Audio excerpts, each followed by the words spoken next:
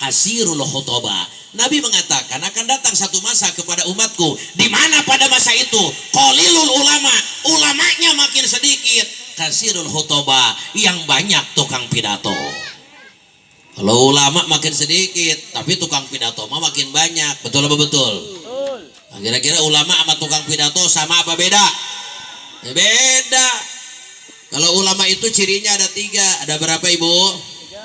Ada 3 ya. Yang pertama anu otakna pinuh ku ilmu agama. Sekalipun dia profesor doktor, paham dengan ilmu-ilmu non agama, bukan ulama. Yang kedua, ulama itu anu hatena pinuh ku keimanan jeung keyakinan ka Allah. Nu katiluna nu disebut ulama nu laku lampahna teu pati loba carekeun Gusti Allah, eta namina ulama ya. Jadi ulama teh cirina teh sanes anu di sorban berezim kuring sanes. Ieu sanes ciri ulama, tapi ieu mah sunnah Nabi Muhammad. Artinya kalau sunnah gak mesti dipakai ulama saja, yang bukan ulama juga boleh, bahkan bagus mengikuti sunnahnya Nabi Muhammad. Ulama itu bukannya pakai sorban. Nah, ini bukan ciri ulama. Iya mah sunnah, masih lain ulama ge sunat ngangge nu kieu. Ngan rata-rata mulai ulama sok mungeun make nu kieu teh naon era cenah. Urang teh cenah lain teh hayang make sorban pamere Pak Haji cenah. Ai dipake cenah lah sok dihadirian. Oh, ustad cenah gitu ya. Padahal ini sunnah, ya.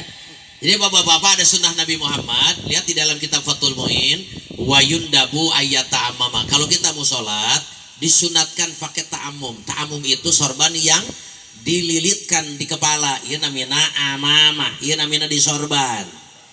Kemudian ada lagi keterangan lain, wa yundabu ayyartadiya. Disunatkan di solenang sorban. Tapi irtida namanya. Ya ta'amum, ini irtida. Dua-duanya sunnah. Ini biasa dilakukan oleh Nabi Muhammad SAW. Nah saudara-saudara, ini lumayan kita bisa memperbanyak pahala. Nabi mengatakan rokaatani bi amamah, 2 rakaat kita sholat dengan pakai amamah, dengan sorban yang dililitkan di kepala. Ini khairu min sabina rakaatan bila amamah. Ini lebih baik daripada 70 rakaatan di sorban. Kan lumayan. Ikuti sunnah Nabi kalau kita mampu. Oh, periheun urutan Nabi lebah nyanungna teu bisa tuh. Atau lebah di sorbanan kira-kira teu matak pasih jeung babajikan ya. Betul apa betul? Iya, jadi kalau ada orang tanya, "Ajengan, kenapa pakai amamah?" Saya cinta Rasulullah karena Rasul juga suka pakai amamah.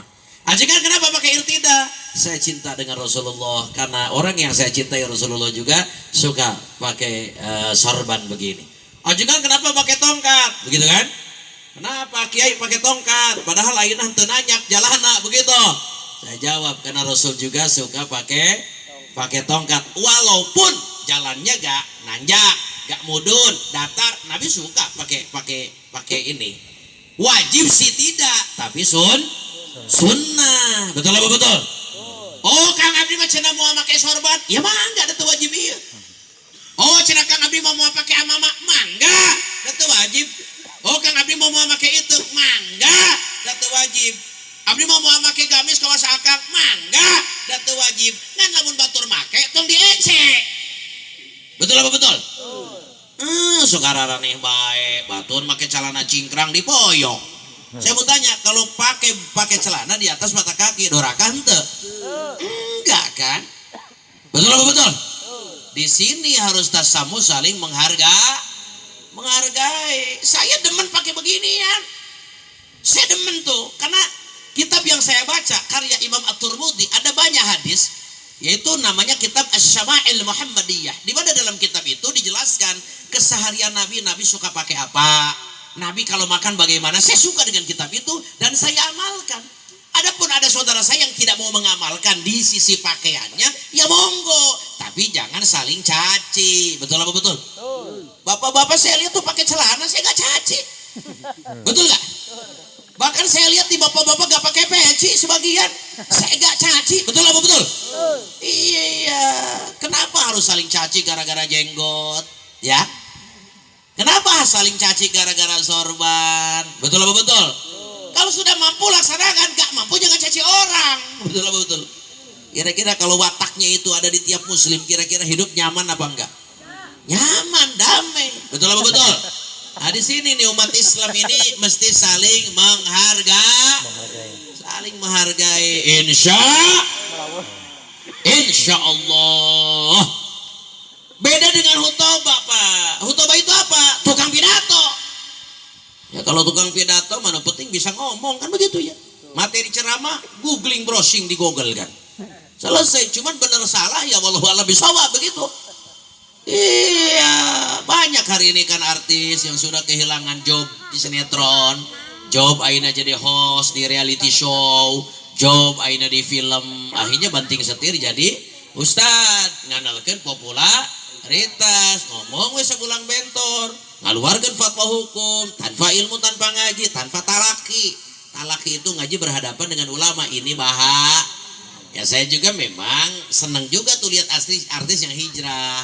Alhamdulillah. Tapi hati-hati, jangan ngomongin sesuatu di luar kemampuan dia.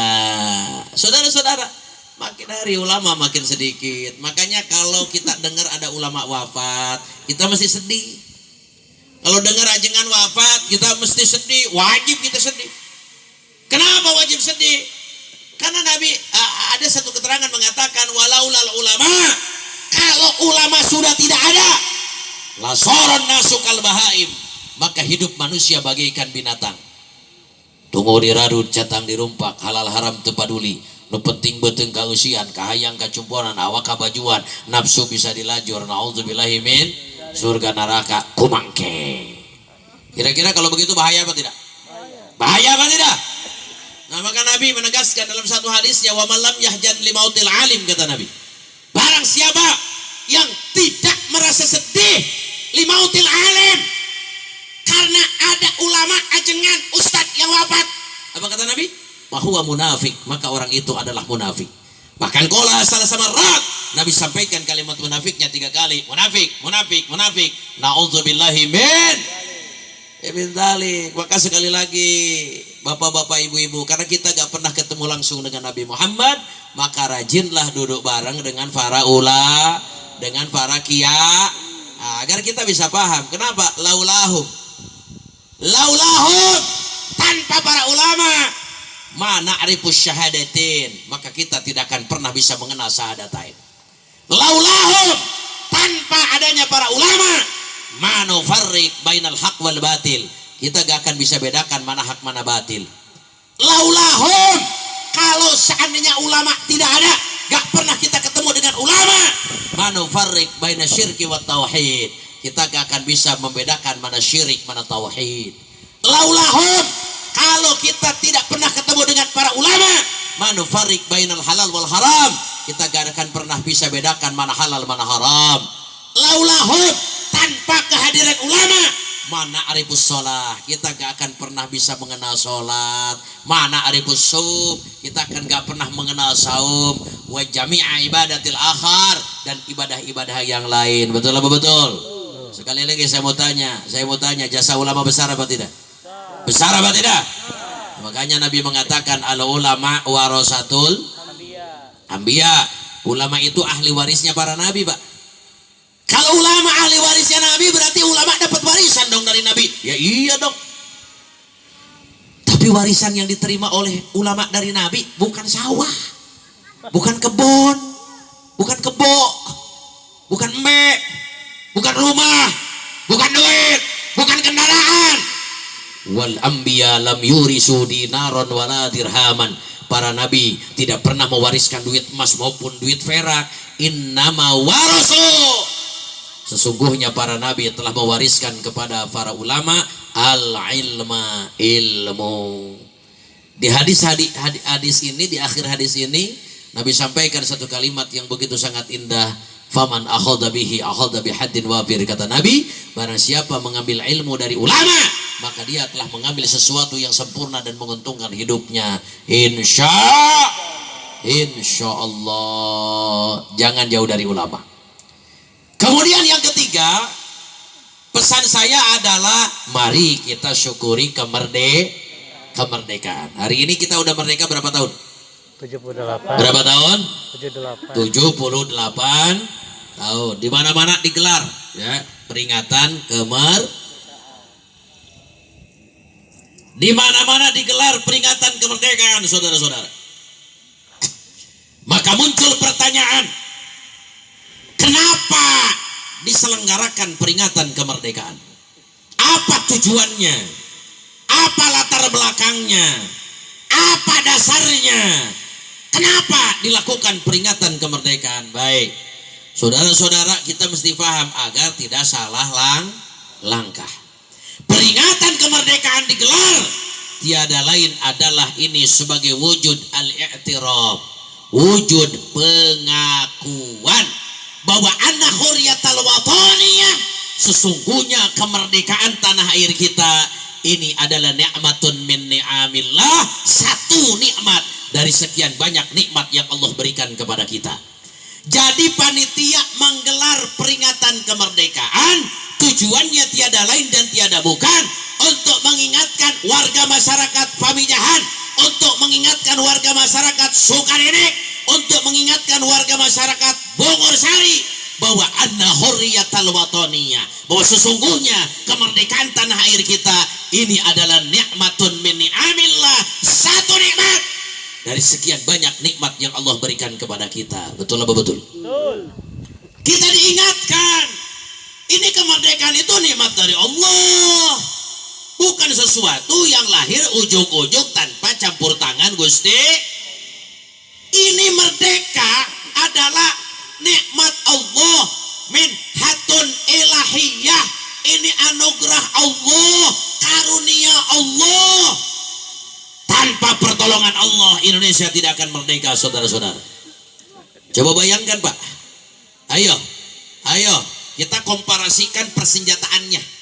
Bayangkan saat itu para pejuang di Republik ini hanya mengandalkan bambu runcing. Bambu runcing itu adalah bambu yang dibikin runcing, tajam, membahayakan, mematikan. Lamun musuhnya deket.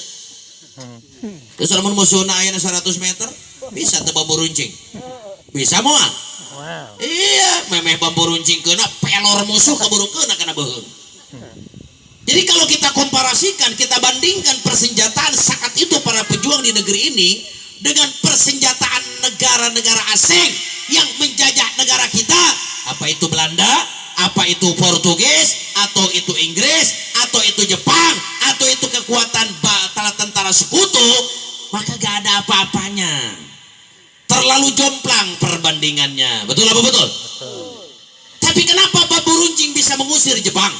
Kenapa bambu runcing bisa mengusir Belanda? Kenapa bambu runcing bisa mengusir Portugis? Kenapa bambu runcing bisa mengusir kekuatan gabungan pasukan internasional di bawah kekuatan sekutu? Kenapa? Tiada lain karena pertolongan Allah Subhanahu. Makanya para founding father akui, ibu tera founding lain agar atau puding ya mah. Para founding father kita, para pendiri bangsa mengakui ketika menyusun apa itu pembukaan UUD 45, preambul Undang-Undang Dasar 1945, ada kalimat sakral yang merupakan kalimat pengakuan para pendiri bangsa. Apa kalimatnya? Atas berkat rahmat Allah yang Maha Kuasa dan didorong oleh keinginan luhur. Ini kalimat sakral, gentle, jantan para pendiri bangsa mengakui bahwa ini merdeka atas berkat rahmat Allah. Jadi peringatan kemerdekaan ini adalah untuk mengingatkan bangsa Indonesia bahwa al-hurriyah al-wataniyah, bahwa kemerdekaan tanah air kita adalah nikmatun min ni'amillah, ada satu nikmat dari sekian banyak kenikmatan dari Allah. Makanya karena ini kenikmatan merdeka ini dikasih Allah, maka kita harus bersyukur atas nikmat itu. Caranya bagaimana? Jangan gunakan hidup kita di alam merdeka dengan melakukan sesuatu yang bikin Allah murka. Jangan melakukan sesuatu yang membuat Allah murka. Karena apa? Karena khawatir ini nikmat Allah cabut lagi. Nauzubillahimin. Baik. Yang kedua, kenapa peringatan kemerdekaan digelar di mana-mana? Jawaban yang kedua adalah peringatan kemerdekaan digelar di mana-mana kemana-mana. Tujuannya tiada lain dan tiada bukan zikru akabiris sabikin, mengenang para pahlawan bangsa yang telah gugur di medan perang, bertempur berdarah-darah sampai meregang nyawa demi anak cucunya hidup di alam kemerdekaan, padahal mereka sendiri tidak pernah bisa merasakan bagaimana enaknya, nikmatnya, nyamannya hidup di alam merdeka karena keburu gugur di medan perang saat proses perjuangan mengusir para penjajah. Jadi saudara-saudara, peringatan kemerdekaan ini digelar ini untuk mengenang para pendiri bangsa. Benar bahwa ini negara merdeka atas pertolongan Allah, betul. Tapi cara Allah memberikan pertolongan adalah dengan cara menggerakkan orang-orang tua kita, menggerakkan para pejuang-pejuang bangsa untuk bergerak mengobarkan perlawanan kepada para penjajah. Betul apa betul? Maka saudara-saudara sekalian, saya mau sampaikan, mudah-mudahan para pahlawan yang gugur dalam proses merebut kemerdekaan agar anak cucunya hidup merdeka, nyaman, enak di alam merdeka, tapi mereka sendiri tidak bisa merasakan bagaimana enaknya hidup di merdeka karena memang keburu wafat. Kita doain mudah-mudahan menjadi ahli surganya Allah. Amin. Amin. Ya Allah ya Rabbal. Dan perlu saya sampaikan bahwa di antara para pahlawan yang punya jasa besar mengantarkan negeri ini ke gerbang kemerdekaan adalah para ulama, para kiai, para ajengan dan para santri. Saya sampaikan itu, ya. Saya sampaikan itu bahwa di antara para pejuang, para pahlawan yang punya jasa besar mengantarkan negeri ini ke gerbang kemerdekaan adalah para ulama, para kiai, para ajengan, para santri, saudara. Saya dapat informasi dari guru saya, di mana beliau adalah salah satu pelaku sejarah yang berjuang mengusir Belanda, mengusir Jepang. Bahwa pada zaman beliau ada satu sandi pemberantasan dan pembunuhan para ulama dan para santri. Namanya adalah pemberantasan Raja Bedug Capit Hurang. Jadi makna Raja Bedug teh sandi ngabunuh ajengan. Lamun Capit Hurang eta sandi ngabunuh santri. Jadi lamun aya kalimat Raja Bedug bunuh kiai, Capit Hurang bunuh santri. Kenapa sampai muncul sandi pembantaian ulama dengan santri dengan kalimat sandi Raja Bedug Capit Hurang?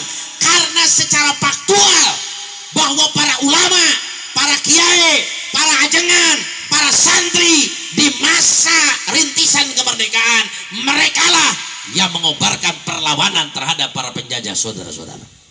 Saya mau kasih contoh. Di Tasikmalaya ada seorang pahlawan nasional.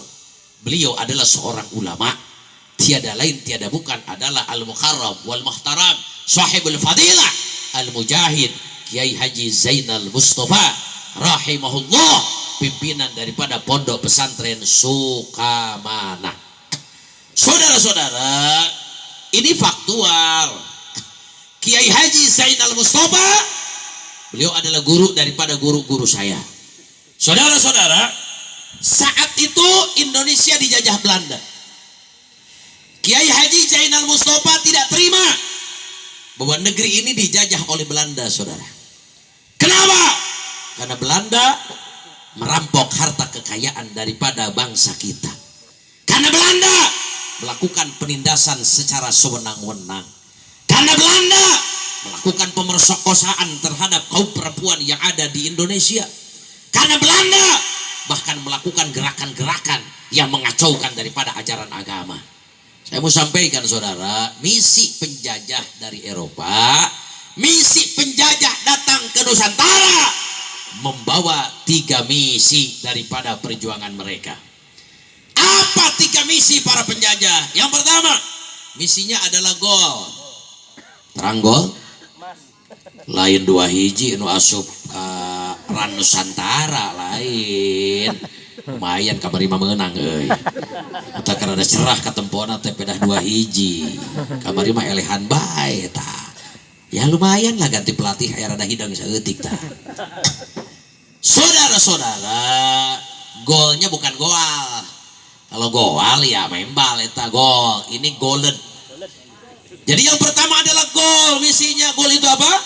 Emas. Maksudnya adalah misi merampok harta kekayaan Nusantara. Maka mereka merampok kekayaan di Nah, saya sebut Nusantara ya. Kenapa? Karena Indonesia hadir sejak mulai 17 Agustus 45. Ya kan? Sebelum 17 Agustus 45 belum ada Indonesia. Ya, resmi ada Indonesia sejak 17 Agustus 1945. Sebelum 17 Agustus, Nusantara ini terdiri daripada kerajaan. Makanya saya nggak setuju kalau ada orang mengatakan ini para ulama dulu bergerak berjuang sifatnya kedaerahan. Saya sampaikan kalau ada daerah ada pusat. Saya mau tanya pusatnya di mana? Kan nggak ada pusat waktu itu. Kenapa? Karena belum ada Indonesia. Kesepakatan ada Indonesia resminya 17 Agustus. Cuma diawali ketika ada Sumpah Pemuda tanggal 28 Oktober. Ada satu pernyataan kesepahaman dari para pemuda Indonesia. Kita bertanah air satu, tanah air Indonesia, berbangsa satu, bangsa Indonesia. Kan begitu, berbahasa satu yaitu bahasa Indonesia. Itu baru rintisan keinginan. Adapun lahirnya Indonesia itu saat proklamasi 17 Agustus tahun 1945. Saudara-saudara hadirin, yang pertama itu gerakan misi penjajah ini goal merampok harta kekayaan di Nusantara, saudara. Yang kedua, gerakan tujuan mereka misinya adalah glory. Apa glory? Glory itu kehormatan. Maksudnya adalah ingin memperluas wilayah kekuasaan, memperluas wilayah jajahan. Dan yang ketiga, gerakan mereka misinya adalah gospel. Apa gospel? Gospel itu adalah menebarkan ajaran agama mereka. Maka begitu Belanda dikalahkan oleh pasukan Jepang dengan terjadinya pemboman besar-besaran di Pearl Harbor, pangkalan daripada Angkatan Laut Amerika Serikat, akhirnya Belanda angkat kaki dari Indonesia. Jepang datang ke Indonesia mengambil alih kekuasaan. Saudara-saudara, Kiai Haji Zainal Mustafa saat itu zaman Belanda di penjara Ciamis. Jika nanti di penjara dikelola ku Pacepi jika nanti. Saudara-saudara, dulu Kiai Haji Zainal Mustafa di penjara Ciamis. Begitu datang Jepang, Belanda angkat kaki, akhirnya Kiai Haji Zainal Mustafa dibebaskan dari penjara Ciamis. Begitu dibebaskan dari penjara, nah ternyata Kiai Haji Zainal Mustafa tetap lawan itu Jepang. Kenapa? Karena Jepang melakukan gerakan yang justru lebih sadis dari Belanda. Bukan cuma merampok kekayaan, bukan cuma memperkosa perempuan-perempuan Muslim Indonesia, bukan cuma mereka memperluas wilayah jajahan, wilayah kekuasaan, tapi mereka mengacak-ngacak akidah, saudara.